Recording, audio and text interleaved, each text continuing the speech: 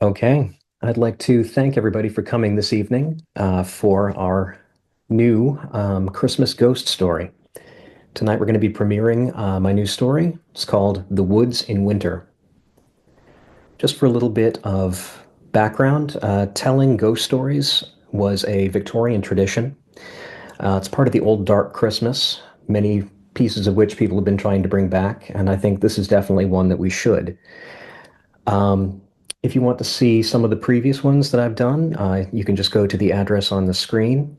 And the text for this story, if you'd like to follow along, should be automatically posted right about now. One last little note. Of course, Robert Aikman, who was really the master of the English ghost story, suggested that a ghost story is really a story about a thing that you can't quite name. Essentially, it's more less a ghost in the sense of a person who's dead as the Geist in the German sense. But don't worry about that. I hope you enjoy the story. The Woods in Winter.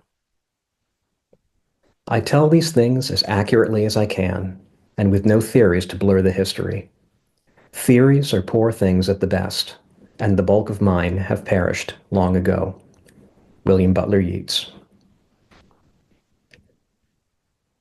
Where the houses ended, the woods began. Neither had a name. The houses didn't merit one, and the woods could not be encompassed by one. The woods were not merely deep, one might think endless, but defied one's sense of scale and order. Wonders were meant to cease. Down the very first path lay a cathedral of pines, tall, solemn, and breathless, forever dissolving into the faintest haze. Not far along, three chattering falls met like a fleur-de-lis to run laughing away down a narrow, secretive gorge. Above, a hillside rose, so vast and even that the trees seemed to grow sideways. At the top, a great ledge of quartz split apart to form a silent, mossy inner sanctum. Wander deeper and discover more. The wood's imagination was never exhausted. The only limits were endurance and how much one's heart could hold. Spring, summer, and fall all walked the woods as if in a shared dream. But in winter, no one entered the woods. In winter, when the shadows of the trees stretched toward them even at midday, the houses became lighted bastions. Visits were begun by early dusk and lasted until the late morning. Candles burned in windows all night long. Snug and warm, these were the highlights of the children's year, the winter sleepovers with cousins and friends. Good things were exchanged, principally sweets for the kids, knitwear for babies, and alcohol for adults. Parents stayed up late to sing and toast. If snow fell overnight, it was a good sign for the turning of the year. Martin and his family didn't live in one of the old houses, whose small paned windows scraped the very edges of the forest. Their sashes were of wood, not iron. Their walls were plastered brick, not lichened stone. A boy his age needn't duck under heavy timbers to move from room to room. The path up their garden bore only a single loop, long overgrown. A hawthorn could be found above the hedge gate, but it was only a carving.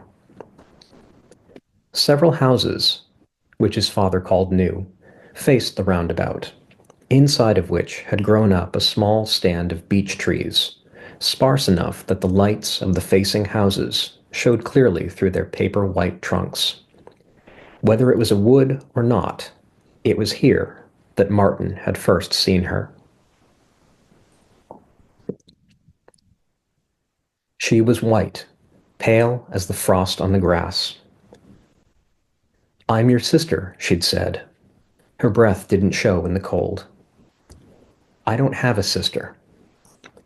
That's what he would have said, but Martin knew she'd have shot back. "Are you calling me a liar? Why is your face painted like a fox?" This too he hadn't asked, but it was just as well. It's not painted, she'd have replied. So little had passed between them. Had he said anything at all? He could remember almost nothing. Questions had been answered without being asked. A boy other than Martin might have wondered how this could be. A boy other than Martin would have been afraid or cautious, or at least intrigued. A boy other than Martin would have hesitated to tell his mother. You shouldn't have been out past dark, she said. I wanted to find my bat. It's in the kindling bin, said his mother. You broke it last week. She had that tired look. One of her phases was starting. She'd be no threat for a while. Martin turned to go. Just a moment. Martin turned reluctantly. Best not to tell your father, and don't go out again at night. She was in no state to stop him, so he promised. By that night, she was bedridden, and, as he had two promises to break, he told his father. Did she say her name, this girl? Martin thought back without result. I don't have a sister, do I? You could have had one. So she's the sister I didn't have? Martin, you're asking me things no one knows the answer to, although your mother thinks I don't understand winters at all here. Did you tell her? Yeah. Mom said not to tell you. Of course. She's right about one thing. Promise you won't talk to the girl again. Why? That night, Martin remembered his father's answer. What did Dad mean, our position here is tenuous? He was outside the garden, where the hedge chewed apart the house's glow. The girl stared at the carving above the gate, slightly dazed. Dad did that picture. Mom says it's wrong. The wrong kind of hawthorn or something. The girl managed, after some tries, to pull her eyes away from it and fix on him. You've still got that makeup on, he said. She chuckled. You look younger than me. She snorted and tipped her head behind her. At the edge of the trees, lit up as if in headlights, stood another girl, much taller. Is she my not sister too? Rolling her eyes, the girl turned and gestured Martin to follow. I'm not going with you. I don't care if it isn't the real woods. More white figures were moving among the beeches, nearly one for each tree. I'm going back inside. This is stupid.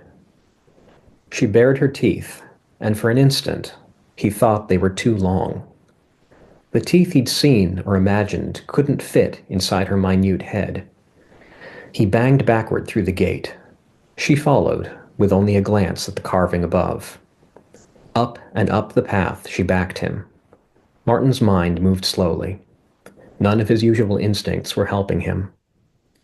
He tried to push her back, but whether he touched anything, he could never say. He almost cried out, Mom! But the girl did instead. Martin found he'd lost his voice. Can I come in, since you won't join us? Then, with irritation, she turned left. She walked around the loop in the garden path, crunching through the overgrown, frosted weeds. Her foot shifted the bricks where the ground was muddy. When she came back to the junction, she took the loop again. As she started around a third time, throwing blacker and blacker looks at Martin, he tripped over the front step. He wasn't aware he'd still been backing away. He fumbled for the door handle, pushed it, and tumbled into the brightly lit entryway, slamming the door behind him. The candles leapt in the changing air. Mom, or someone else, had changed them since he'd noticed.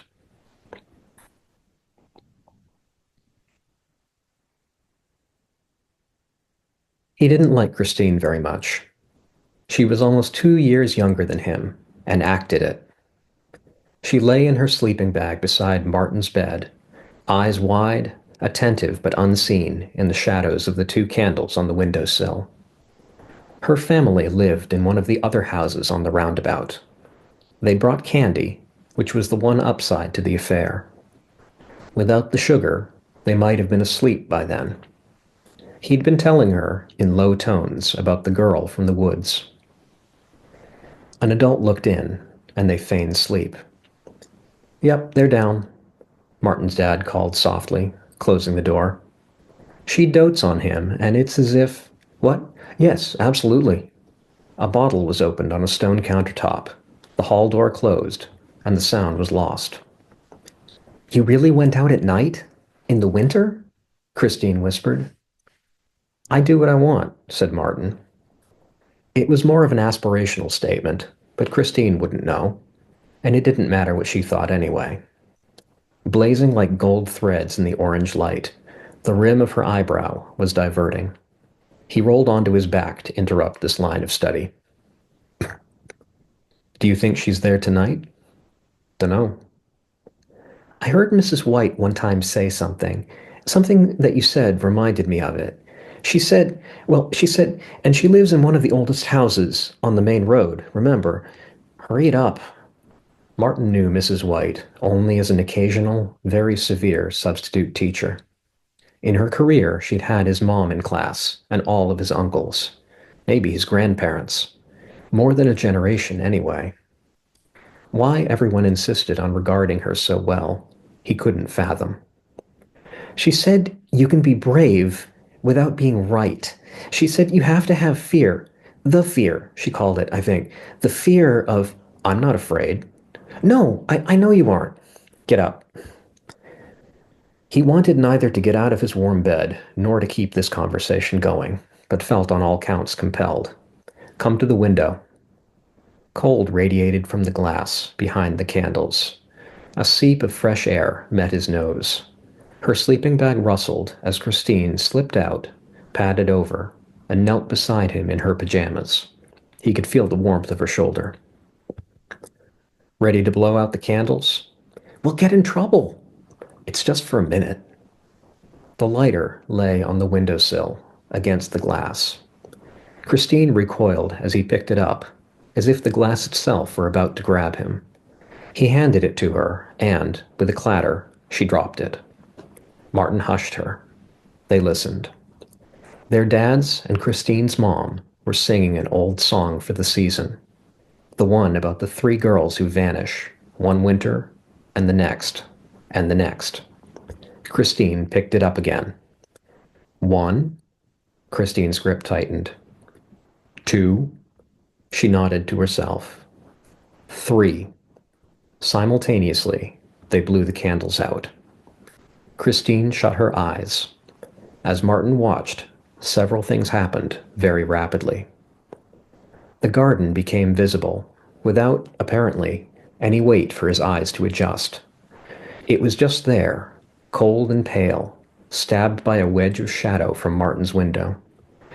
As if a white sheet were caught in the wind, there was a whirl, and the fox girl was there, pressed against the panes. She pushed. Her face began to come through the glass. Where it passed into the room, her makeup disappeared. She was as real, as apparently living, as Christine. Her eyes screwed shut in concentration. Martin could see the fine veins of her eyelids. She began to pass a hand through the glass, reaching for Martin's wrist. Click. The girl was gone. The flame of the lighter danced before Christine's clasped hands. She appeared almost to be praying. Her hands trembled. She made no move. Martin grabbed them, which made her tremble all the more, and relit both candles. He thought, somehow, that the tapers sat higher now. Indeed, he was all but certain that these weren't the candles they'd blown out. The flames danced in his eyes late into the night as he tried to fall asleep. In the morning, the adults were in high spirits. A dusting of new snow coated the garden. Martin's mom was back up and about, none the worse for wear. She sat at the dinner table, chatting with Christine's parents. His father was apparently still in bed. Empty bottles had sprung up all around the kitchen. After breakfast, Martin's father was still a no-show, With creeping fingers of sun giving the snow an oddly matte appearance, Martin and Christine were sent out to play. A smell of chimney smoke hung heavily over the garden. Christine began to pack a snowball. She stopped. The ball fell apart. "It's not snow," she puzzled, holding up blackened palms. "I think it's, like, ash." The neighbor's house appeared entirely clean. "Let's walk," said Martin. He couldn't help glancing at the muddy patch in the path loop, where the stones were still depressed into the mud. The opposite house came into view around theirs, also without ash. By comparison, his house looked like a powdered winter diorama, without the flecks of glass. They passed out at the gate. The Mackin twins were playing in the birch trees. The ashfall ended irregularly a couple feet into the street. "Should they be playing there?" whispered Christine. They started down the road, passing house after house, none of them ash-dusted. Christine absently snapped an orange-leafed twig from the hawthorn that grew over a neighbor's gate. Where the roundabout rejoined itself, there was a single, tall stone house, in neither the old nor new styles, that had been empty as long as Martin could remember. Ahead, the road crossed a marshy gully, containing a handful of tall, bare pines, before meeting the main road.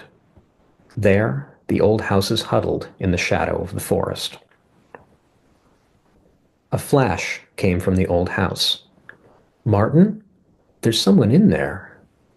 Several adults ran past, in the direction they'd come. Distracted, Martin only noticed one of the other fathers from the roundabout. "No, Martin, look!" He realized his mistake. The low sun caught a second window, winking blindingly for a moment before the glare moved on. "Martin, what's wrong with the sky?" He turned. The sun hung orange and vague behind a thin, troubled overcast, low over the long miles of forest. It was moving, visibly. While it should have been morning, the sun was rapidly setting. They watched, half-blinded, as something eclipsed the sun. A great shadow, like a figure, thin, hunched, towering, impossibly so, towering over the forest like a mountain towering above another mountain. They stood, unable to see, but unable to look away. The sun blazed back into view, then sunk behind the tallest trees.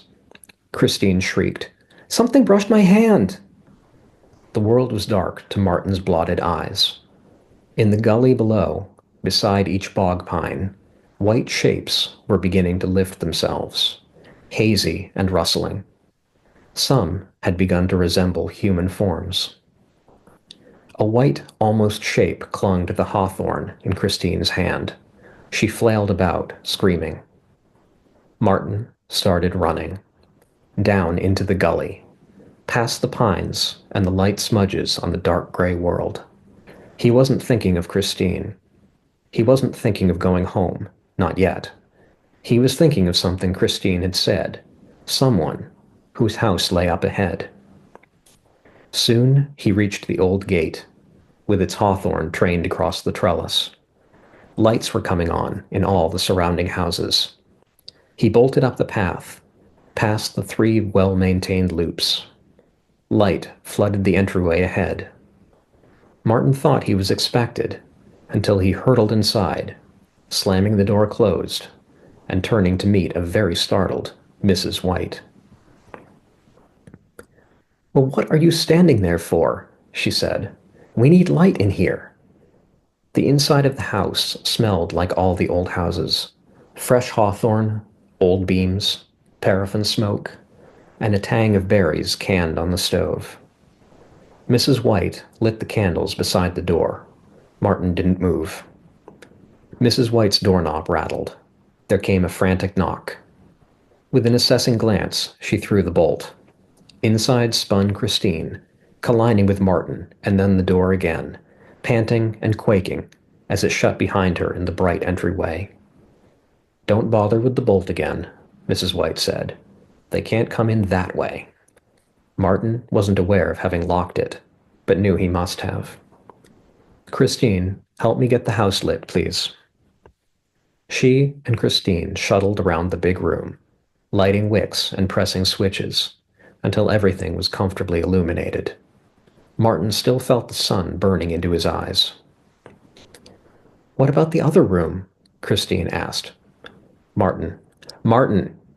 He moved, finally, crossing to the door to what appeared to be a bedroom. In the dark inside, a shape moved. He kicked the door shut. "There's something—" "Something's come for you, yes." Mrs. White took down a big candle from the kitchen island and placed it on the floor before the inner door. She withdrew from it slowly, as if the candle bore some unexpected trace. Martin watched, expecting the handle to turn or the door to rattle in its rustic frame, but the stillness was worse. Even the gentle scuffing sound could well have been the echo of his and Christine's hard breathing. "It touched me. It touched me. Mrs. White, it—" "Did you see its eyes? Did you talk to it?" "It didn't have eyes." "Then you're fine, dear. Why don't you put on the kettle for us?" Christine nodded, setting to work mechanically. After a moment, Martin asked, "Are we going to die?" Christine fumbled the kettle, banging it on the stove. "What do you think, Martin?" replied Mrs. White. "As this clearly isn't an accidental visit, you'd better tell me what happened." Ugh, teachers. Martin was forced to invent a plausible enough version of events, with certain additions and omissions, calculated to place him in a better light, based on what he now knew and might infer. Christine loyally nodded along to his telling. Too loyally, perhaps. Martin had the sense that she was, somehow, giving the whole thing away. Locking the door when he entered was the one detail Martin couldn't quite make work. Mrs. White didn't allow him to omit it. Christine turned so red, one would think she'd done it herself. Martin now knew the story was wrecked, but he'd have to stand behind it. He was back in familiar territory, ready to face down Mrs. White, but what she said made a mockery of his resolution. "And now something's come into my house because of you. The question is whether or not I let it have you." "You wouldn't do that!" "Our position here is on a knife's edge. We haven't lost a child, not for certain, since your mother was a little girl. It hasn't walked the day since I was a girl myself." "This isn't my fault. I just want her to go away." "What we want is like the forest, Martin. Neither friend nor foe, but very, very dangerous." "How do I fix this?" The room had grown very hot. "You've known your whole life how not to stir the hornet's nest, but you've done it anyway. Every story, every song, every small ritual. You think everything's eternal because you haven't seen it break in your brief life. What is the meaning of this season, Martin? Fireside cocoa and dancing flames? The wonder of childhood that you can't be expected to think much of for the next few years? How else could we manage the dark season? Childhood should feel safe. There's more at stake than you and your pig-headedness. Knowing what may come next, for you or for all of us, I think you need to realize I could handle the guilt of slaking these lights."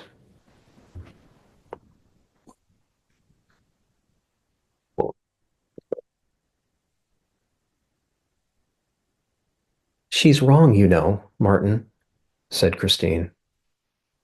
It was again plain day, about the time it should have been. Nothing walked over the forest. Indeed, despite a few flakes of snow aloft, the birds, the very day, seemed muted. "It wasn't your fault." They walked back through the gully, empty and colorless as before. When they got back to Martin's house, many people were there. Someone rushed up to them immediately. "Martin, I have to tell you something," his mother said. "Something I hoped I'd never have to tell you." Martin couldn't process the fact that his father was dead. "After all," his mother continued, "he's been sick for such a long time." The end.